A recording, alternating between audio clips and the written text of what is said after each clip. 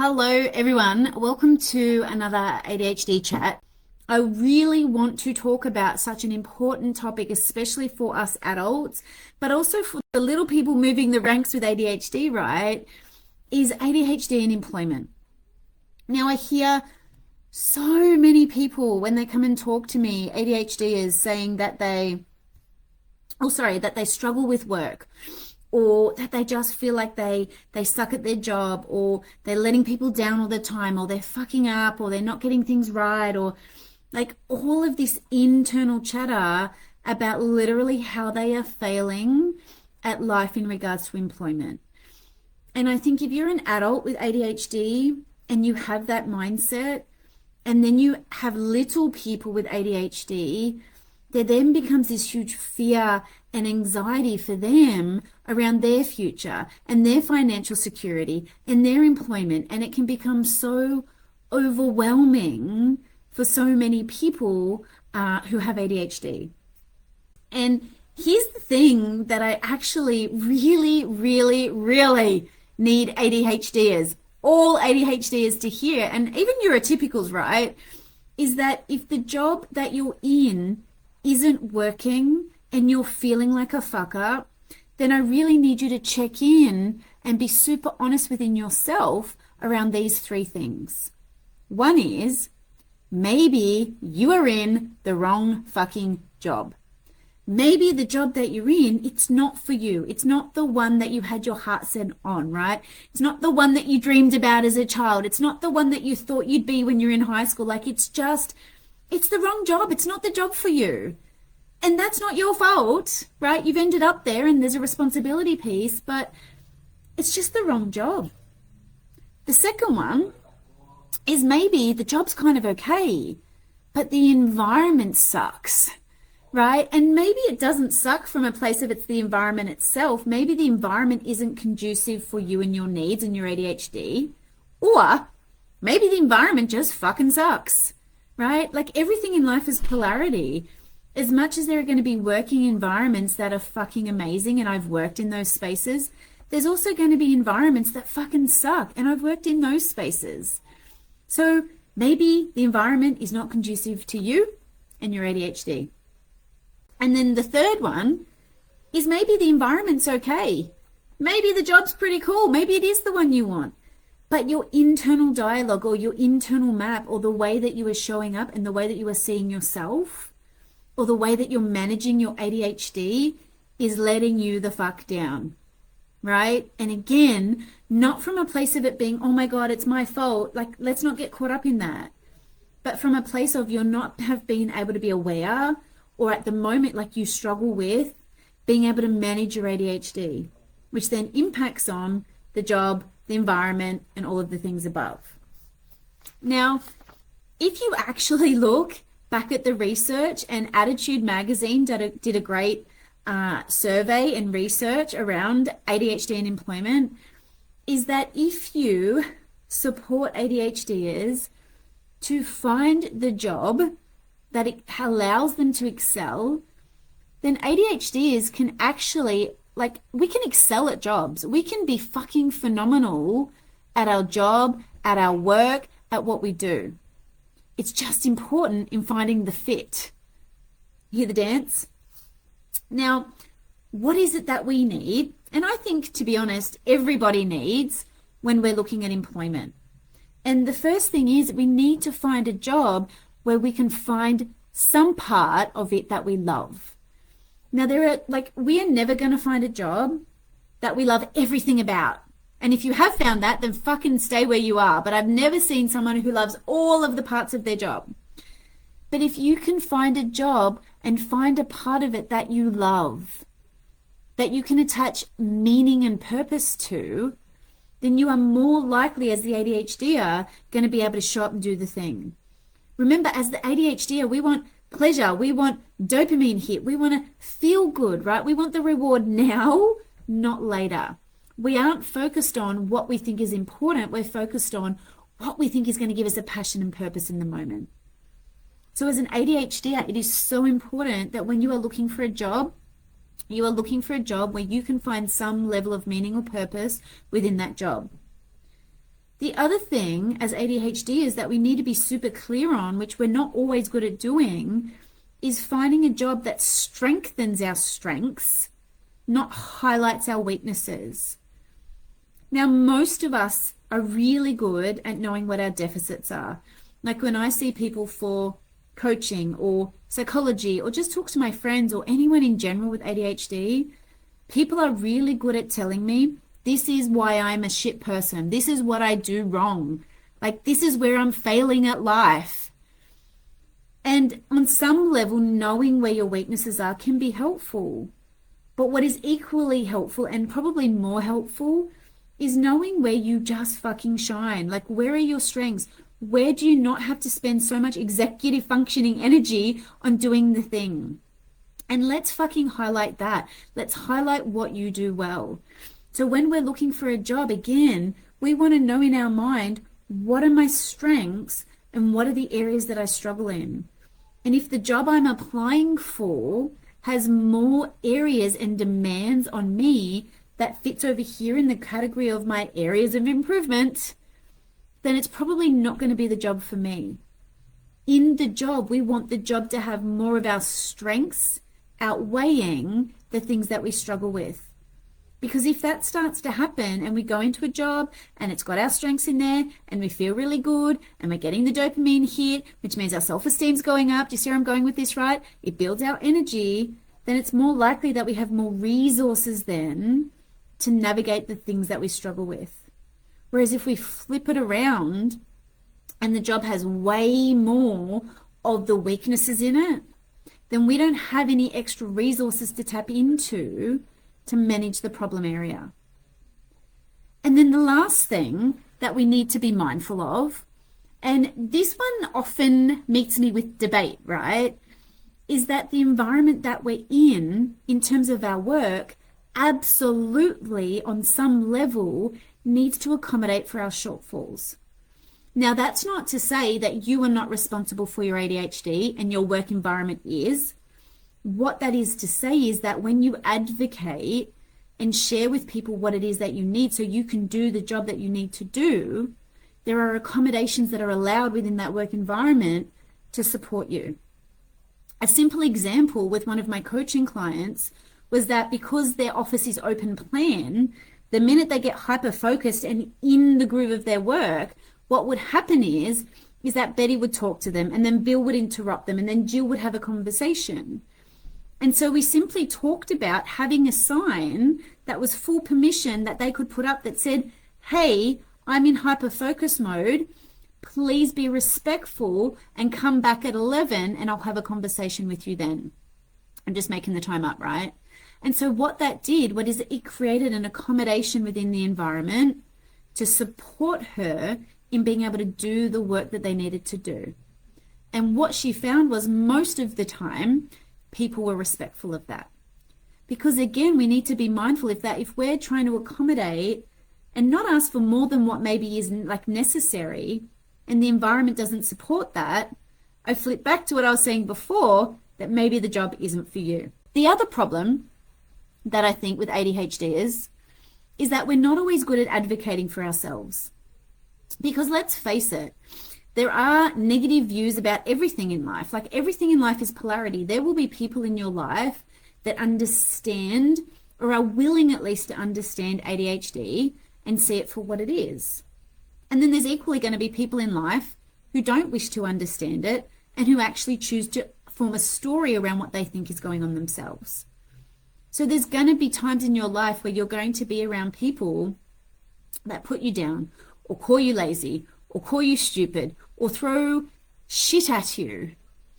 And what we don't want to do in those moments is get caught up in, oh my God, they're right. I should be able to get my shit together. I should be able to do things better. I should be able to self-motivate. I should.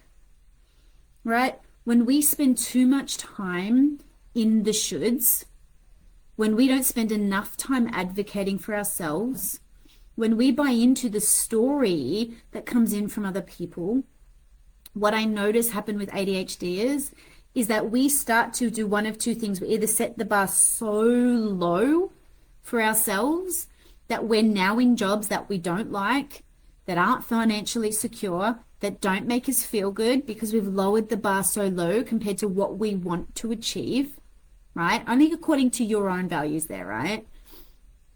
Or we find a job that we think we should be able to do, and we get so caught up in anxiety and perfectionism and obsessiveness because we just have to get it right.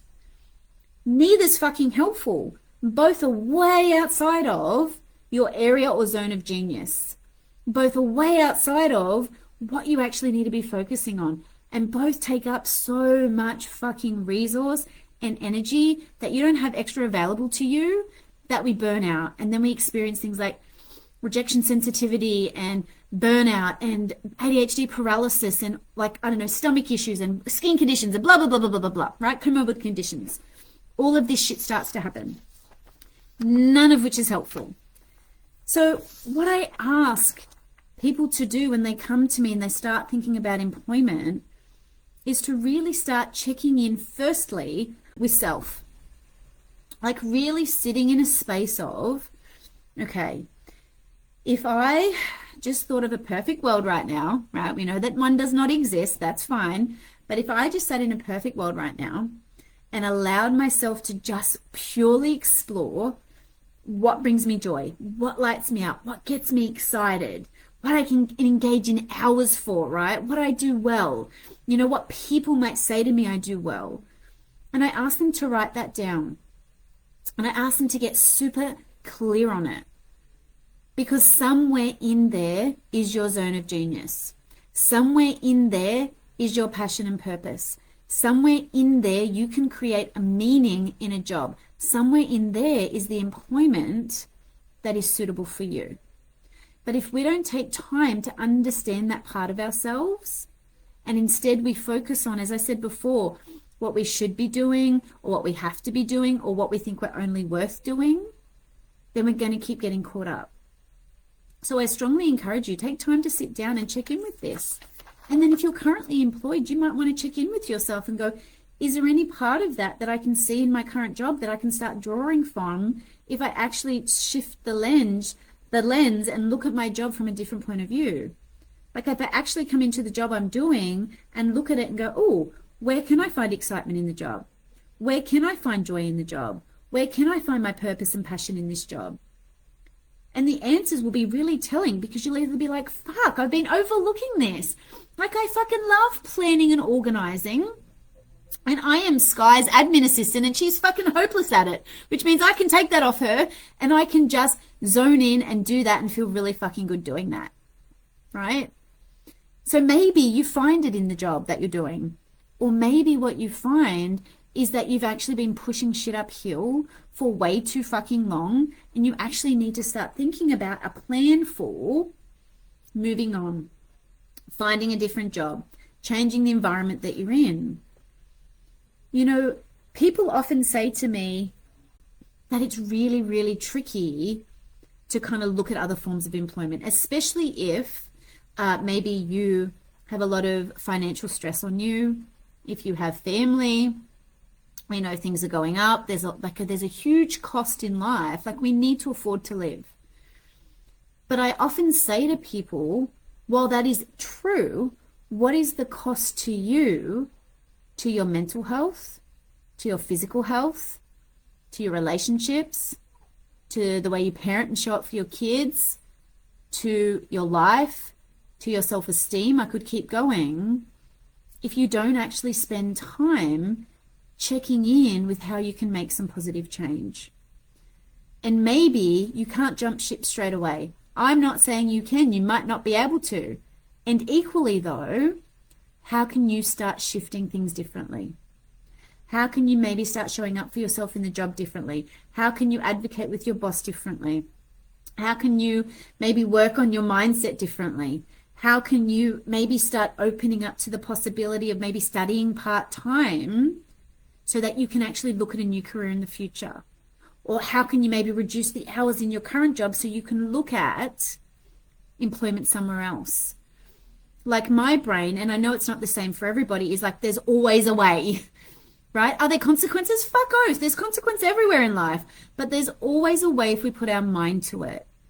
But anxiety, fear, the unknown, low self-esteem, like the rejection, the shame, what it does is it shuts down opportunity, choice, or being able to see anything outside what is currently there.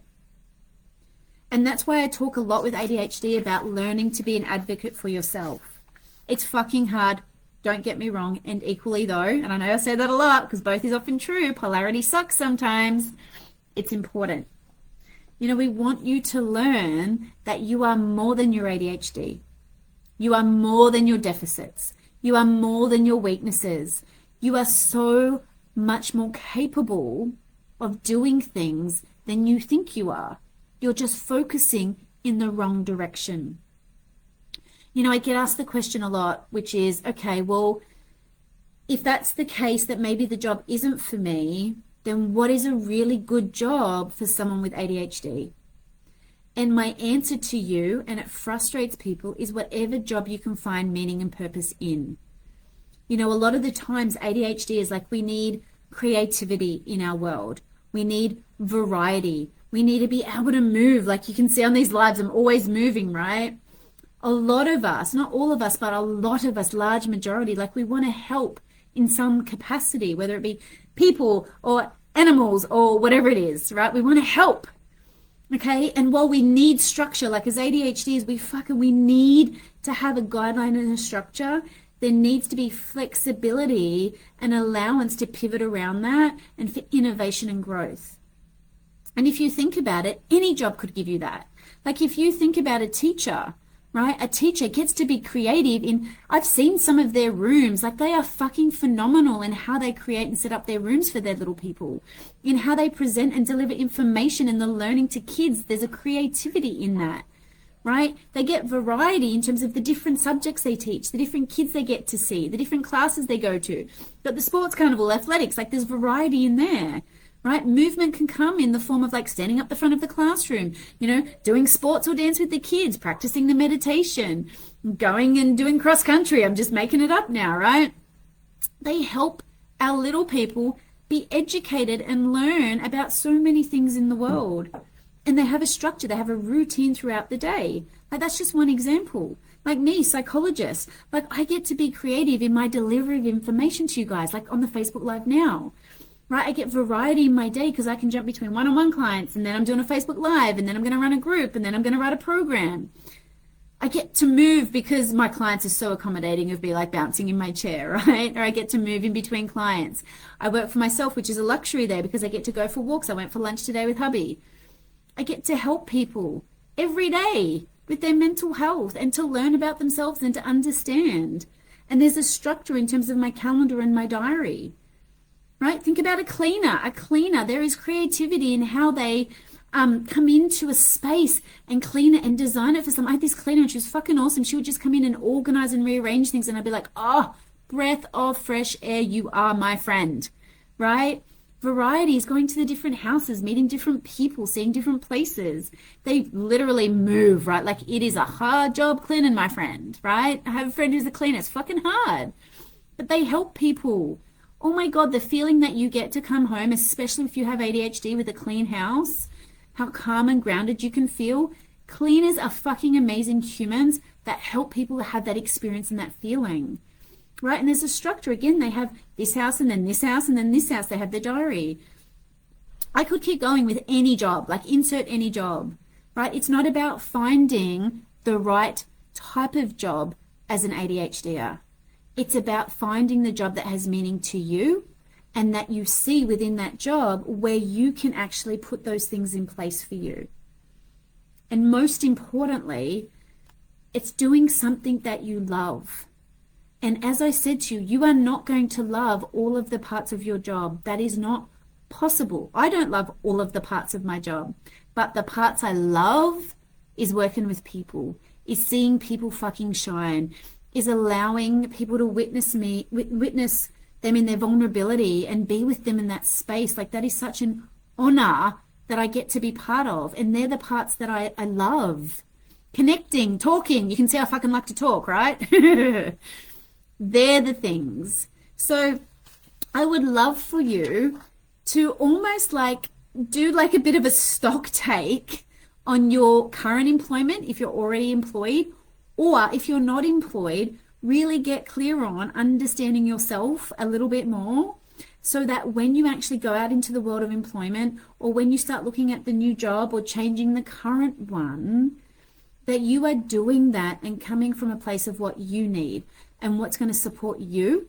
Because I guarantee you, if you focus on understanding and supporting your needs in the moment, right, and not from a place of not appreciating that other people have needs, but coming from a place of what works well for me. Because I guarantee you, the more you come from a place of what works well for me, the more productive you are going to be for any employer, and for the people that come into whatever service that you give. So as usual, like, jump in the Facebook group. Let me know what you got from this live. Let me know, what are your struggle points with employment? What's worked for you? What hasn't worked for you? Do you have the job that you love? Do you not have the job? Like, I am always open to talking. I think I could talk with marbles in my mouth, underwater, forever. So jump in and have a conversation, and I will talk to you all next week.